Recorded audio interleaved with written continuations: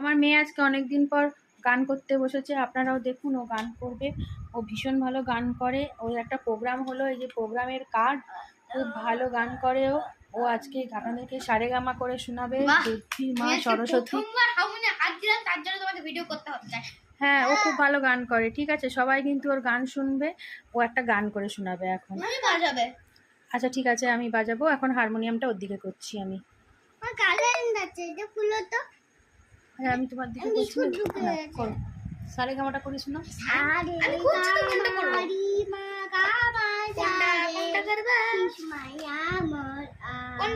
আর এই যে এখানে আমার দুষ্টু ছেলেটা পচা পচা করছে।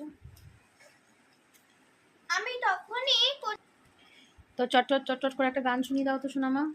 একটা পোস্ট করবি। স্টার্ট। সারে গা রে গা মা গা মা